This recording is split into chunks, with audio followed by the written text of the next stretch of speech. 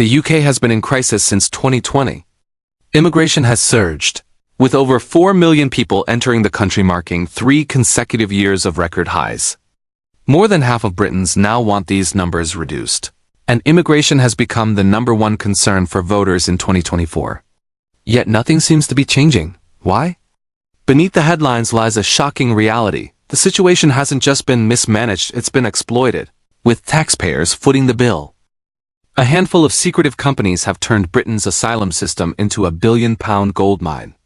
These firms have pocketed billions through government contracts, enjoying rising profits with minimal accountability. At the heart of this crisis is Clear Springs, which made £1.3 billion in 2023 alone, more revenue than the entire Travelodge hotel chain. And what do taxpayers get in return?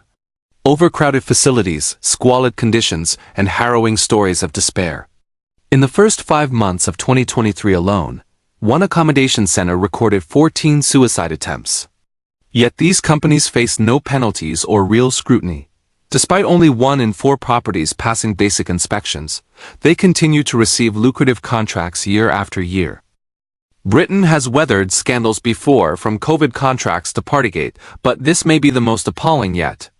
In 2025, Britain is set to see its first asylum billionaire, even as over 10% of the population struggles to afford basic meals due to the ongoing cost of living crisis. How did it come to this? Why has Britain's asylum crisis become a business opportunity, allowing a few companies to profit while the system crumbles? To understand how private firms transformed Britain's immigration system into a billion-pound industry, we need to go back in time. Immigration wasn't always out of control. In the 1950s, as the British Empire declined and labor shortages loomed after World War II, Britain welcomed migrants from the Caribbean, South Asia, and India. These newcomers filled critical workforce gaps and enriched society, establishing Britain as a destination for economic migrants. Of course, opposition to immigration has long existed in the UK, but in recent years the story shifted. A growing number of asylum seekers fleeing war, persecution, and instability began turning to Britain for safety. Since 2010, their numbers have steadily risen. A major turning point came in 2016 with Brexit. The promise to take back control of immigration resonated with many voters. Leaving the EU was supposed to end freedom of movement with Europe and sharply reduce EU migration. But like many big decisions, Brexit had unintended consequences. As legal pathways for migration narrowed, more people turned to irregular routes, especially crossing the English Channel in small boats. Latest Home Office figures show that in 2024, over 100 people arrived daily by small boat, with estimates suggesting 40,000 arrivals this year alone. Since 2020, more than 100,000 people have entered the UK illegally. For many Britons, the small boat crisis has come to symbolize a broken immigration system. In the past, Britain managed asylum seekers more effectively, housing them in designated centers or dispersing them within communities. This approach balanced support for asylum seekers with integration into society. But as numbers rose, the system couldn't keep pace. The asylum claims process, which once took months, began dragging on for years. By 2023, the backlog had swelled to over 175,000 cases, the largest in UK history. Facing an unmanageable crisis, the government shifted from long-term planning to short-term fixes, resorting to temporary accommodations never designed for this purpose. This scramble created the perfect opportunity for private companies to step in and profit, transforming a national challenge into a multi-billion-pound industry. Some private asylum accommodations have long existed in the UK, and that alone isn't necessarily bad. But as more people arrived, the government ran out of space in state-run facilities, causing the private sector to explode and exposing a dark side. Initially, outsourcing seemed like a practical solution. The government could avoid the upfront costs of building new facilities, while contractors could quickly secure existing housing like hotels, military barracks, or office buildings, providing food and basic services. This promised efficiency and flexibility. Instead, outsourcing created a new crisis. Contracts were hastily awarded, and unsuitable or poorly maintained buildings were used. By 2019, contracts worth £4 billion had been awarded to just 3 companies: Serco, Mears Group, and Clear Springs Ready Homes. Since then, spending has ballooned. In the past year alone, the UK government spent over £5 billion on asylum, a 30% increase from the previous year. With little oversight or competition, these companies consolidated what was once a public responsibility into a profit-driven model. The focus shifted from improving living conditions to minimizing costs. The consequences were dire. The number of facilities used to house asylum seekers ranged from disused army barracks to even a floating barge, but at the core of the system were hotels. In 2023, over 355,000 asylum seekers lived in hotels, costing British taxpayers £6 million every single day. Some stayed in chains like Holiday Inn. Others ended up in rundown, poorly maintained establishments, booked by middlemen. The system became shrouded in secrecy and shady deals.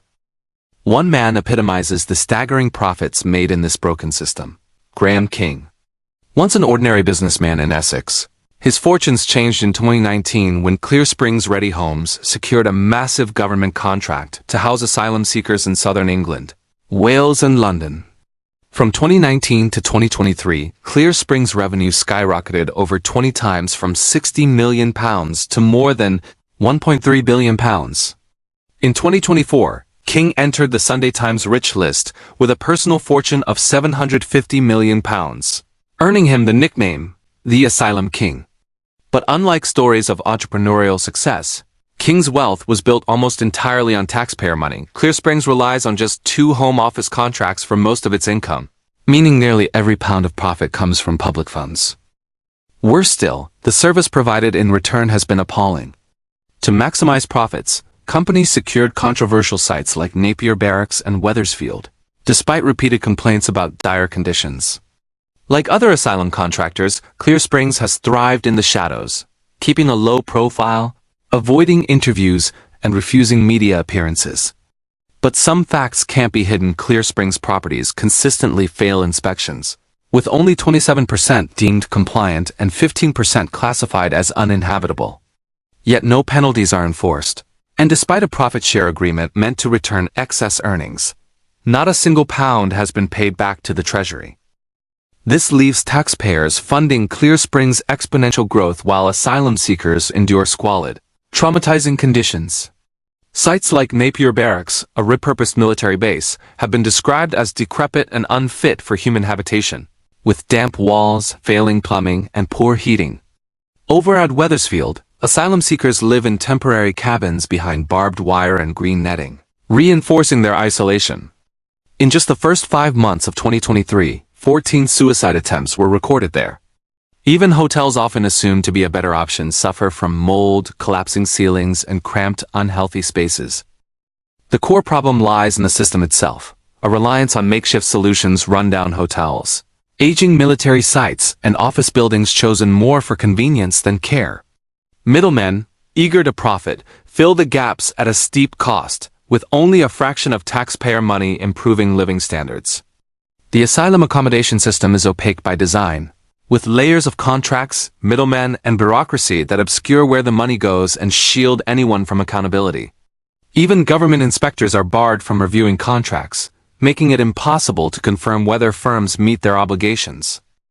The tragedy is that the system isn't just failing by accident, it's structured for profit. Contractors are incentivized to cut costs, and the government lacks either the will or the ability to enforce standards. As a result, vulnerable people suffer in silence while profits roll in. This isn't just a logistical failure, but a reflection of deeper issues about how public funds are used and who benefits from them. The UK has faced similar scandals before, like mismanaged COVID contracts, revealing how corruption permeates many aspects of public life. At a time of widespread economic hardship, the £5 billion annual cost of asylum housing has become a flashpoint, equivalent to an extra half-penny on the basic rate of income tax. This enormous expense fuels public resentment and political debate, with leaders promising to reduce reliance on hotels. But beneath the broken housing system lies a bigger question. Should the UK reduce the number of asylum seekers arriving in the first place? Immigration has long been divisive in Britain, but by 2024 it became a national flashpoint. Over half of Britons believe immigration levels are too high and support stricter controls. In response, governments have tried to deter asylum seekers through narrower legal pathways or controversial plans like deportations to Rwanda. But where does Britain go from here? First, the UK needs to find ways to reduce the number of asylum seekers, particularly illegal crossings. This is difficult, but cooperation with countries like France, where most channel crossings begin, is essential. Second, the UK must reform how it handles people who do arrive. The current solution is deeply flawed, and the exploding backlog of applications shows the system is fundamentally broken. Many experts argue for returning management to local authorities, reinvesting funds into communities, and holding housing standards accountable. Non-profit approaches could improve conditions and restore public trust, but that would require a major shift in government priorities, one that puts people before profit. Migration has always been contentious in the UK, even when numbers were far lower than today. Over the past few years, politicians and citizens alike have called for reduced numbers, yet they keep rising. The reasons are complex, including an aging population, but it's hard to ignore how the companies profiting from the crisis benefit from the status quo. Thank you so much for watching.